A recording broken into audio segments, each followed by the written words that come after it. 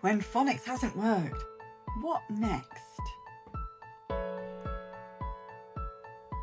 I've been thinking a lot recently about what happens when phonics hasn't worked for a child.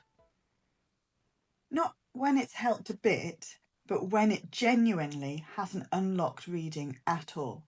And I know this is something many teachers feel quite uneasy about because we've been told very clearly that phonics is how children learn to read.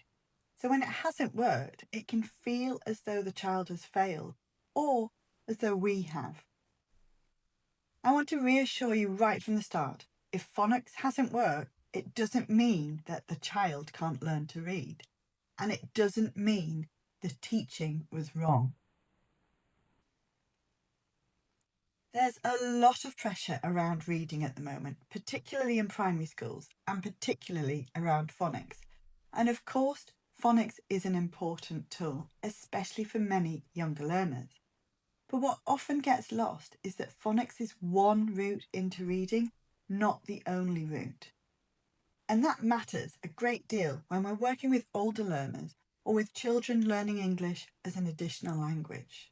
When I taught English to children in Portugal, phonics wasn't used. It wasn't even considered as the main way to teach reading. And yet, the children learnt to read, and they learnt to read well. Meaning came first, language came first.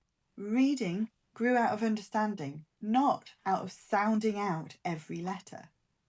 That experience has stayed with me, particularly as I've gone on to work with older EAL learners in English medium classrooms. It made me question the idea that there's only one right way into reading. Over the years, I've noticed a few common types of learners for whom phonics often isn't enough. There are children who had very limited exposure to books and print. There are children who are highly literate in another language, but the language uses a completely different writing system. And there are children who can decode but do it so slowly that they lose the meaning of what they're reading. In all of these cases, the issue isn't intelligence or effort, it's that the route into reading doesn't match the learner. Reading isn't just decoding, it's a meaning-making progress. Skilled readers draw on vocabulary, context, visual recognition, patterns in language and fluency, not just sounds. And for older learners especially, insisting on sound-by-sound decoding can sometimes block progress rather than support it. That doesn't mean phonics has no place. It does. But it doesn't need to be the gatekeeper to reading. I was reminded of this very clearly when I was teaching in a primary school in the UK.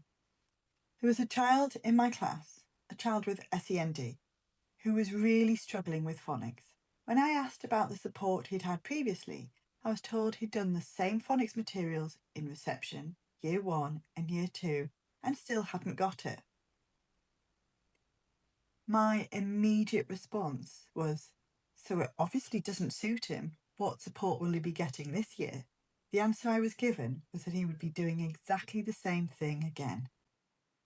And I remember feeling genuinely taken aback, not because no one cared, but because it hadn't been recognised that if something hasn't worked over several years, repeating it isn't differentiation, it's just repetition. That experience stayed with me because it highlighted something important.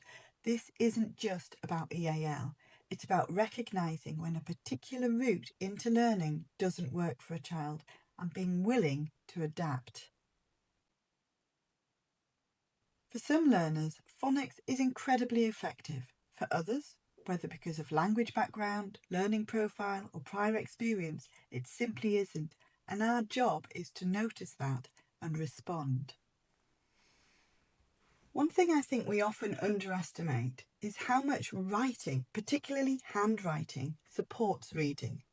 When learners write words by hand, they slow down, they notice letter shapes, they think about the order of the letters, and when they say the word as they write it, they're linking visual memory, motor memory, and sound.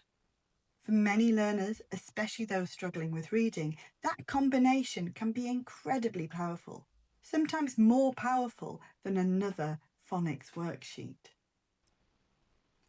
None of this is about lowering expectations. It's about matching instruction to learners. If phonics hasn't worked for a child in your care, it may simply mean they need a different route into reading, one that starts with meaning, confidence, and understanding. I'd love to know, have you taught a child for whom phonics didn't unlock reading? And what did you notice helped instead? Thanks for listening.